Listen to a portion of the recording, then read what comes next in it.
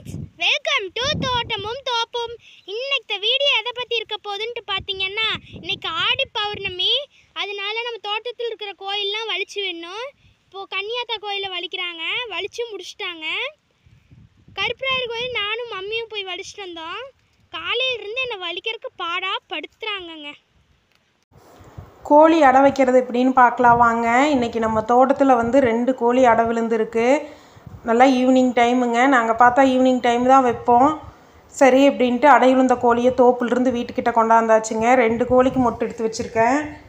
நாங்கள் எப்படி வைப்போம் அப்படின்னு பார்த்தீங்கன்னா, மணலில் வைப்போங்க. மணல் வந்து கரெக்டாக வீடு கட்டுற மணல், ஆற்று மணலெல்லாம் இல்லை, தடத்தில் வந்து கூட்டி வலிக்கிற மணல். நம்ம தோப்பில் பார்த்தீங்க அப்படின்னா வாய்க்காலில் ஒரு பக்கம் அரிச்சிருக்கிற பக்கம் இருக்கிற மணல் நல்லா கொளி மணலாக பார்த்து கல் இல்லாமல் அள்ளிக்கிறதுங்க. லைட்டாக வெயிலில் காய போட்டு வெதுன்னு ஆனதுக்கப்புறம் அந்த இரும்பு இதில் பார்த்தீங்க அப்படின்னா அரை குண்டாக இருக்கிற மாதிரி பார்த்து எடுத்தாச்சு. கோழி அந்த 2 கோழியும் தான் அடை விழுந்த கோழி. பிடிச்சிட்டும் வந்துட்டாங்க. வாங்க அடை எப்படி வைக்கிறாங்க அப்படின்ட்டு பார்க்கலாம். அடை வைக்கிறதுக்கு பார்த்தீங்க அப்படின்னா இரும்பு போடுவோம். இரும்பு எதுக்கு அப்படின்னா, மழை காலத்தில் ஏதாச்சும் வந்து இடி மின்னல் இருந்துச்சு அப்படின்னா கோழிக்கு எந்த இது ஆகாமல் இருக்கிறக்காக வந்து ஒரு இரும்பு. அடுத்து பார்த்தீங்க அப்படின்னா மிளகாய் போடுவோங்க. மிளகாய் வந்து ஒவ்வொரு அடைக்கும் வந்து ஒரு 5 மிளகாய் போட்டாச்சு. அது எதுக்காக அப்படின்னா, அந்த எறும்பெல்லாம் வந்து அடையில் மொய்க்காமல் இருக்கிறக்காக. கல்லுப்பும் கடுகும் வந்து போடுவாங்க. கல்லுப்பு ரொம்ப போட்டுறக்கூடாது, தண்ணி விட்டுரும். கடுகு மாதிரிக்கு வந்து முட்டை பொரிஞ்சு குஞ்சு பொரிக்கணும் அப்படிங்கிற ஒரு ஐதீகத்துக்காக போடுறதுங்க. வேறு ஏதாச்சும் சயின்டிஃபிக்காக ரீசன் இருக்கான்னு தெரியல. மொத்தத்தில் வந்து கடுகு சூடு, அந்த அடைக்கு வந்து சூட்டை கொடுக்கும்னு நினைக்கிறேன்.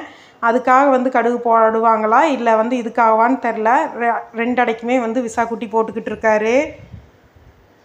அதையும் போட்டாச்சு. அதுக்கப்புறம் வந்து மொட்டை எடுத்து வச்சிட்றது தாங்க. எப்படி வைக்கிறாங்கன்னு பாருங்கள்.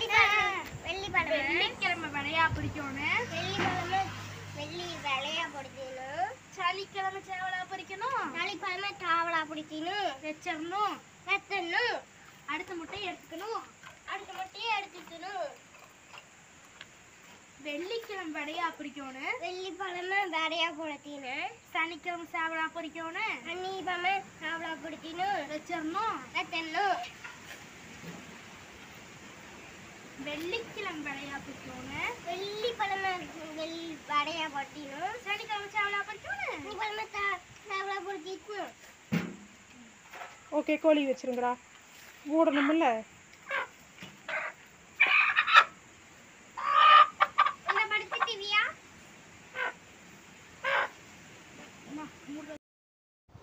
கோழி அடை வச்சாச்சுங்க. அப்படியே காட்டுக்கு வந்தோம்.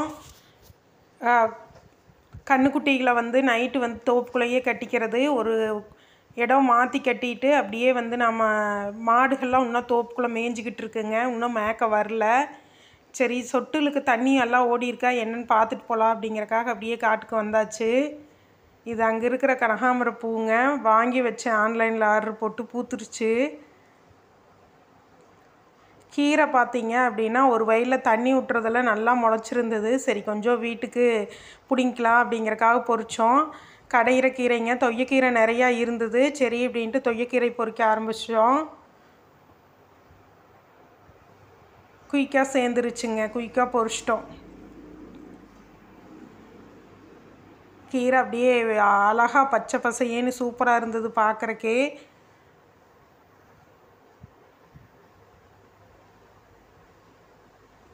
இது பார்த்தீங்க அப்படின்னா குமுட்டிக்கீரைன்னு சொல்லுவோம். இது தனியாக கடைஞ்சால் அவ்வளோ டேஸ்ட்டாக இருக்கும். தொய்யக்கீரையை விட இது ரொம்ப நல்லா டேஸ்ட்டாக இருக்கும்.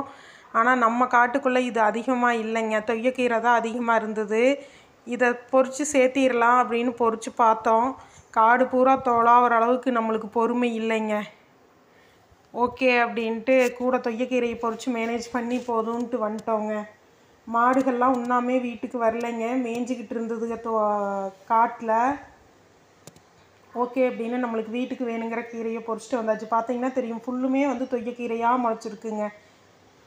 தோட்டத்துக்குள்ளே இருக்கிற கீரைக்கும் கூட வந்து நம்ம தண்ணி விடுவோங்க, மருந்தடிப்போம், உரம் கொடுப்போம். தோட்டத்துக்குள்ளே இருக்கிற கீரைகளை பார்த்தீங்க அப்படின்னா, இங்கே காட்டை பொறுத்த வரைக்கும் பார்த்தீங்க அப்படின்னா நம்மளது உரம் எதுக்கும் கொடுக்கறதில்ல, மருந்தும் எதுக்கு அடிக்கிறதில்ல. தென்னங்கன்றுக்கு இன்னும் நம்மளது இது வரைக்குமே வந்து 2 வருஷம் முடிஞ்சதுங்க, நம்ம எதுவுமே கொடுக்கல. உரமோ அல்லது வேறு எதுவுமே இன்னும் எதுவுமே கொடுக்கல. அப்போ பார்த்தீங்க அப்படின்னா வந்து கண் நல்லா கருன்னு இருந்தது. ரொம்ப கருப்பு திரும்பிச்சு அப்படின்னா களிப்பூச்சி விழுகும் அப்படிங்கிறக்காக வந்து நம்ம இன்னுமே வந்து தென்னங்கன்றுக்கு இது வரைக்கும் எதுவும் கொடுக்கல. இந்த வருஷம் பார்க்கலாங்க, மழை காலத்தில் ஏதாவது கொடுக்கலாம். ஸோ கீரை வந்து ரொம்ப ஆர்கானிக்கான கீரைன்னே சொல்லலாம். பீர்க்கங்காய் செடியில் பீர்க்கங்காயும் நிறையா இருந்ததுங்க. சரி அதையும் எடுத்துக்கலாம் அப்படின்னு சொல்லிட்டு அதையும் கட் பண்ணி வீட்டுக்கு எடுத்தாச்சு. வீட்டுக்கு தேவையான காய்கறிகளை எடுத்துக்கிட்டு அப்படியே வந்து வீட்டு பக்கமும் வந்தாச்சுங்க. கீரை செங்கீரை வந்து தண்டங்கீரை வந்து அங்கே இருந்ததுங்க, அதுவும் எடுத்துக்கிட்டோம். இது பார்த்தீங்க அப்படின்னா தூதுவளை சட்னிக்காகட்டும் அப்படின்ட்டு அதையும் எடுத்தாச்சு. பீக்கிங்காய் எல்லாமே எடுத்துகிட்டு வீட்டுக்கும் வந்தாச்சுங்க. இந்த வீடியோ பிடிச்சிருக்கான்னு பாருங்கள். இந்த வீடியோவை இதோட முடிச்சுக்கிறேங்க. வீடியோ எப்படி இருக்குது அப்படிங்கிறத கமெண்டில் சொல்லுங்கள். ஓகேங்க, பாய் பாய். வீட்டுக்கு கிளம்பலாங்க.